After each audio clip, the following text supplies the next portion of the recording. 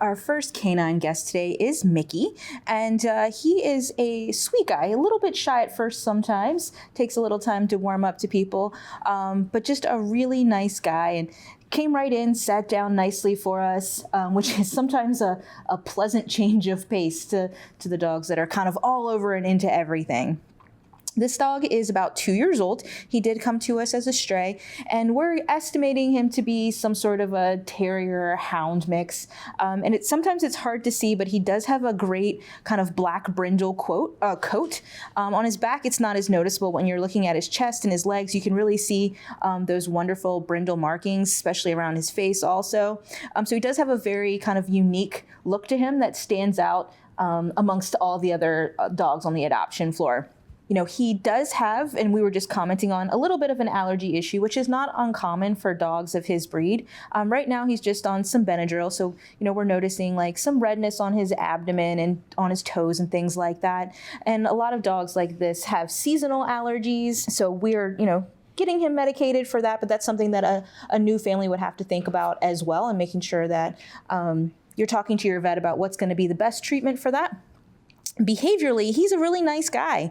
Doesn't have any super issues. He's friendly. One of the things that we've noticed recently is that he does really pull when he's walking on leash, so he would benefit from a harness. And I don't know if it's just his general walking style or if it's because all of the geese out in our field, they noted, the kennel staff noted that he does have a bit of a prey drive situation going on, and he does try to go after all of those geese. So, if you take Mickey home, you might want to avoid walking him, in Baker Park where all the ducks like to live, or it might not be as enjoyable a walk for you as it is for Mickey. But otherwise, he's just a very a nice, sweet guy who unfortunately seems to be getting overlooked a lot here right now because there are so many younger dogs or, huskies and things like that available for people to look at. So we don't really have a recommendation on what kind of family he should go to, but we have noticed that he doesn't necessarily do well with one group of people. Who's that? So right now he's kind of putting that theory to question, but he does seem to be more wary of men.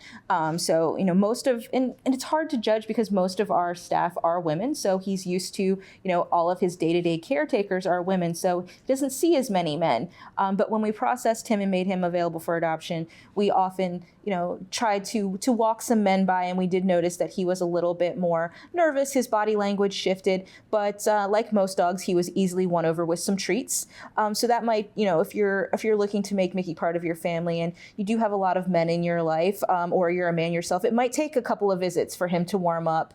Going out into the world and doing some counter conditioning where he's seeing men and he's getting positively reinforced with food can help him to start to learn that men being around means he gets tasty snacks. So men are good guys, and he should want to be around them so that he can get cheese and chicken and all of those wonderful things. And that's not an uncommon thing. There are a fair amount of dogs that are a little bit more uncomfortable with men. They tend to have deeper voices and are larger in size, which can be a little bit intimidating, but definitely something that's fairly easy in most situations to work through. And if that's something you're willing to help Mickey with, you can go to visitfcac.as.me to book an appointment to meet him.